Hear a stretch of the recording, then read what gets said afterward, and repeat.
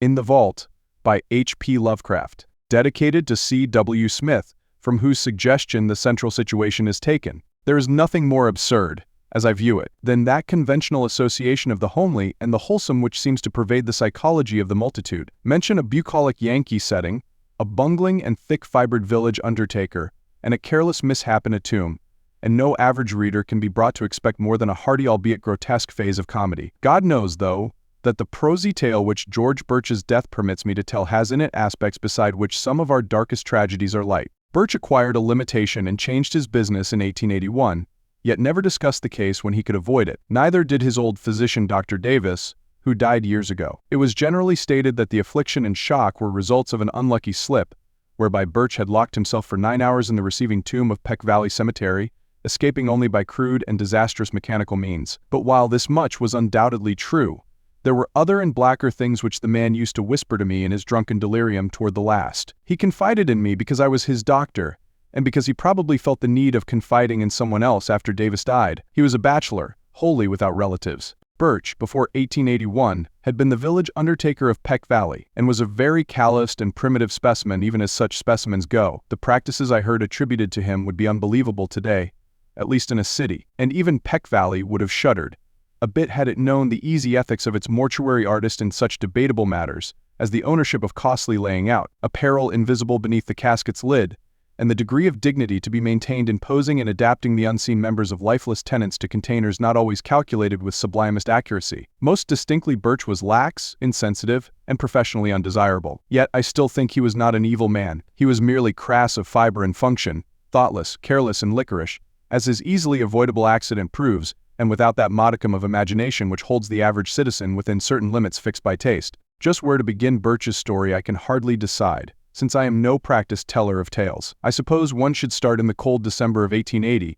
when the ground froze and the cemetery delvers found they could dig no more graves till spring. Fortunately the village was small and the death rate low, so that it was possible to give all of Birch's inanimate charges a temporary haven in the single antiquated receiving tomb. The undertaker grew doubly lethargic in the bitter weather, and seemed to outdo even himself in carelessness. Never did he knock together flimsier and ungainlier caskets, or disregard more flagrantly the needs of the rusty lock on the tomb door which he slammed open and shut with such nonchalant abandon. At last the spring thaw came, and graves were laboriously prepared for the 9 silent harvests of the grim reaper which waited in the tomb. Birch, though dreading the bother of removal and interment, began his task of transference one disagreeable April morning, but ceased before noon because of a heavy rain that seemed to irritate his horse, after having laid but one mortal tenement to its permanent rest. That was Darius Peck, the nonagenarian, whose grave was not far from the tomb. Birch decided that he would begin the next day with little old Matthew Fenner, whose grave was also nearby, but actually postponed the matter for 3 days,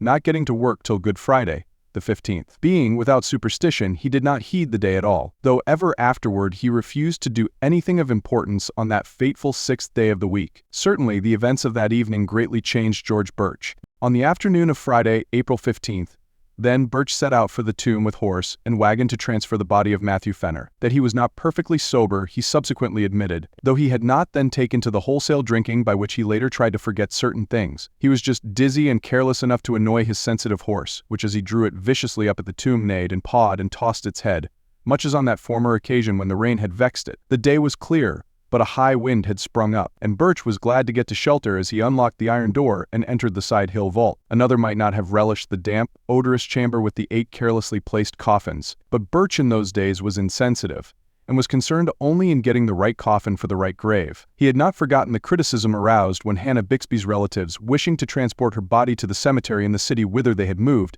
found the casket of Judge Capwell beneath her headstone. The light was dim, but Birch's sight was good, and he did not get Asaph Sawyer's coffin by mistake, although it was very similar. He had, indeed, made that coffin for Matthew Fenner, but had cast it aside at last as too awkward and flimsy, in a fit of curious sentimentality aroused by recalling how kindly and generous the little old man had been to him during his bankruptcy 5 years before. He gave old Matt the very best his skill could produce, but was thrifty enough to save the rejected specimen, and to use it when Asaph Sawyer died of a malignant fever. Sawyer was not a lovable man, and many stories were told of his almost inhuman vindictiveness and tenacious memory for wrongs real or fancied. To him Birch had felt no compunction in assigning the carelessly made coffin which he now pushed out of the way in his quest for the Fenner casket. It was just as he had recognized old Matt's coffin that the door slammed to in the wind, leaving him in a dusk even deeper than before. The narrow transom admitted only the feeblest of rays, and the overhead ventilation funnel virtually none at all, so that he was reduced to a profane fumbling as he made his halting way among the long boxes toward the latch. In this funeral twilight he rattled the rusty handles, pushed at the iron panels, and wondered why the massive portal had grown so suddenly recalcitrant. In this twilight, too, he began to realize the truth and to shout loudly as if his horse outside could do more than neigh an unsympathetic reply. For the long-neglected latch was obviously broken, leaving the careless Undertaker trapped in the vault, a victim of his own oversight. The thing must have happened at about 3:30 in the afternoon. Birch, being by temperament phlegmatic and practical, did not shout long, but proceeded to grope about for some tools which he recalled seeing in a corner of the tomb. It is doubtful whether he was touched at all by the horror and exquisite weirdness of his position, but the bald fact of imprisonment so far from the daily paths of men was enough to exasperate him thoroughly. His day's work was sadly interrupted, and unless chance presently brought some rambler hither, he might have to remain all night or longer. The pile of tools soon reached, and a hammer and chisel selected, Birch returned over the coffins to the door. The air had begun to be exceedingly unwholesome, but to this detail he paid no attention as he toiled, half by feeling, at the heavy and corroded metal of the latch. He would have given much for a lantern or bit of candle, but lacking these, bungled semi-sightlessly as best he might. When he perceived that the latch was hopelessly unyielding, at least to such meager tools and under such tenebrous conditions as these, Birch glanced about for other possible points of escape. The vault had been dug from a hillside, so that the narrow ventilation funnel in the top ran through several feet of earth, making this direction utterly useless to consider. Over the door, however, the high, slit-like transom in the brick facade gave promise of possible enlargement to a diligent worker. Hence upon this his eyes long rested as he racked his brains for means to reach it. There was nothing like a ladder in the tomb, and the coffin niches on the sides and rear, which Birch seldom took the trouble to use, afforded no ascent to the space above the door. Only the coffins themselves remained as potential stepping stones, and as he considered these he speculated on the best mode of arranging them. 3 coffin heights, he reckoned, would permit him to reach the transom, but he could do better with 4.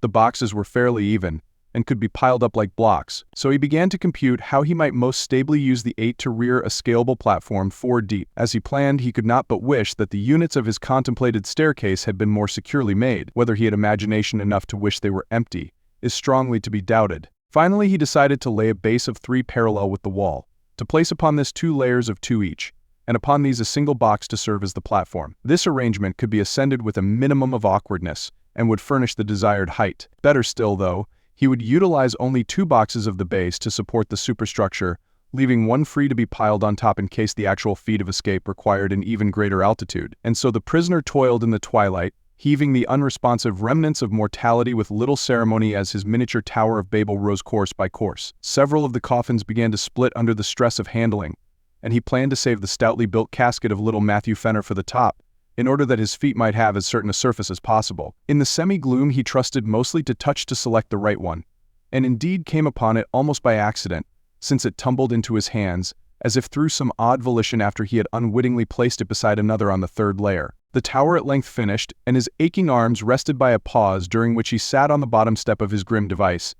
Birch cautiously ascended with his tools and stood abreast of the narrow transom. The borders of the space were entirely of brick, and there seemed little doubt but that he could shortly chisel away enough to allow his body to pass. As his hammer blows began to fall, the horse outside whinnied in a tone which may have been encouraging and may have been mocking. In either case it would have been appropriate, for the unexpected tenacity of the easy-looking brickwork was surely a sardonic commentary on the vanity of mortal hopes, and the source of a task whose performance deserved every possible stimulus. Dusk fell and found Birch still toiling. He worked largely by feeling now, since newly gathered clouds hid the moon, and though progress was still slow, he felt heartened at the extent of his encroachments on the top and bottom of the aperture. He could, he was sure, get out by midnight, though it is characteristic of him that this thought was untinged with eerie implications. Undisturbed by oppressive reflections on the time, the place, and the company beneath his feet, he philosophically chipped away the stony brickwork, cursing when a fragment hit him in the face, and laughing when one struck the increasingly excited horse that pawed near the cypress tree. In time the hole grew so large that he ventured to try his body in it now and then,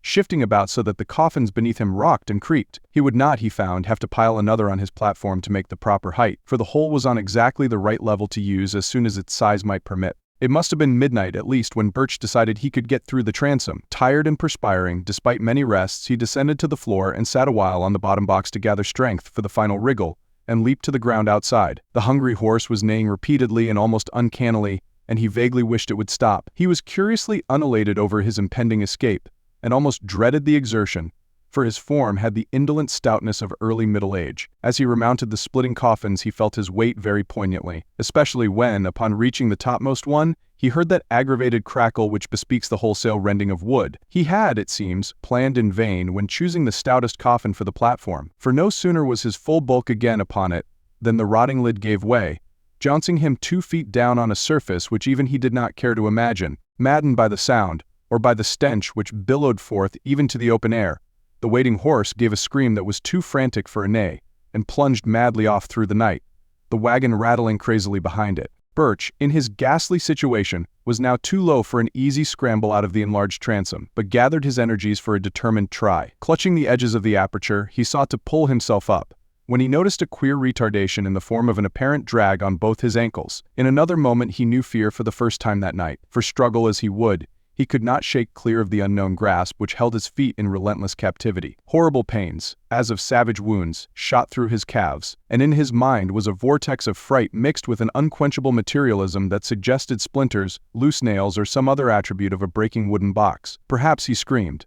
At any rate, he kicked and squirmed frantically and automatically whilst his consciousness was almost eclipsed in a half-swoon. Instinct guided him in his wiggle through the transom, and in the crawl which followed his jarring thud on the damp ground. He could not walk, it appeared, and the emerging moon must have witnessed a horrible sight as he dragged his bleeding ankles toward the cemetery lodge, his fingers clawing the black mold in brainless haste, and his body responding with that maddening slowness from which one suffers when chased by the phantoms of nightmare. There was evidently, however, no pursuer, for he was alone and alive when Armington, the lodge keeper, answered his feeble clawing at the door. Armington helped Birch to the outside of a spare bed and sent his little son Edwin for Dr. Davis. The afflicted man was fully conscious, but would say nothing of any consequence, merely muttering such things as, "Oh, my ankles, let go or shut in the tomb." Then the doctor came with his medicine case and asked crisp questions, and removed the patient's outer clothing, shoes, and socks. The wounds, for both ankles were frightfully lacerated about the Achilles tendons, seemed to puzzle the old physician greatly,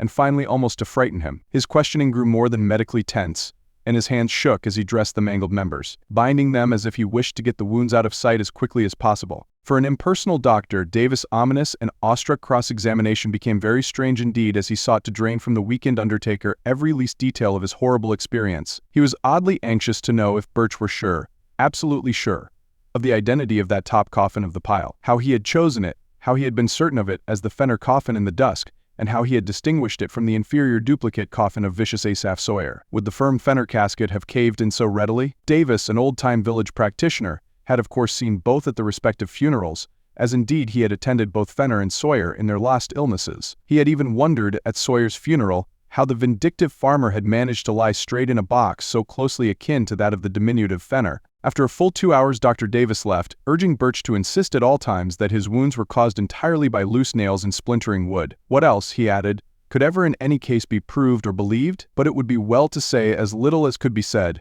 and to let no other doctor treat the wounds. Birch heeded this advice all the rest of his life till he told me his story, and when I saw the scars, ancient and whitened as they then were, I agreed that he was wise in so doing. He always remained lame, for the great tendons had been severed, but I think the greatest lameness was in his soul. His thinking processes, once so phlegmatic and logical, had become ineffaceably scarred, and it was pitiful to note his response to certain chance allusions such as Friday, tomb, coffin, and words of less obvious concatenation. His frightened horse had gone home, but his frightened wits never quite did that. He changed his business, but something always preyed upon him. It may have been just fear, and it may have been fear mixed with a queer belated sort of remorse for bygone crudities. His drinking, of course, only aggravated what it was meant to alleviate. When Dr. Davis left Birch that night, he had taken a lantern and gone to the old receiving tomb. The moon was shining on the scattered brick fragments and marred facade, and the latch of the great door yielded readily to a touch from the outside. Steeled by old ordeals in dissecting rooms, the doctor entered and looked about, stifling the nausea of mind and body that everything in sight and smell induced. He cried aloud once, and a little later gave a gasp that was more terrible than a cry. Then he fled back to the lodge and broke all the rules of his calling by rousing and shaking his patient, and hurling at him a succession of shuddering whispers that seared into the bewildered ears like the hissing of vitriol. It was Asaph's coffin, Birch, just as I thought. I knew his teeth, with the front ones missing on the upper jaw. Never, for God's sake, shew those wounds. The body was pretty badly gone, but if ever I saw vindictiveness on any face, or former face, You know what a fiend he was for revenge, how he ruined old Raymond 30 years after their boundary suit, and how he stepped on the puppy that snapped at him a year ago last August. He was the devil incarnate, Birch, and I believe his eye for an eye fury could beat old Father Death himself. God, what a rage. I'd hate to have it aimed at me. Why did you do it, Birch? He was a scoundrel, and I don't blame you for giving him a cast-aside coffin. But you always did go too damned far. Well enough to skimp on the thing some way, but you knew what a little man old Fenner was. I'll never get the picture out of my head as long as I live. You kicked hard, for Asaf's coffin was on the floor. His head was broken in, and everything was tumbled about. I've seen sights before, but there was one thing too much here. An eye for an eye. Great heavens, Birch. But you got what you deserved. The skull turned my stomach, but the other was worse. Those ankles cut neatly off to fit Matt Fenner's cast-aside coffin.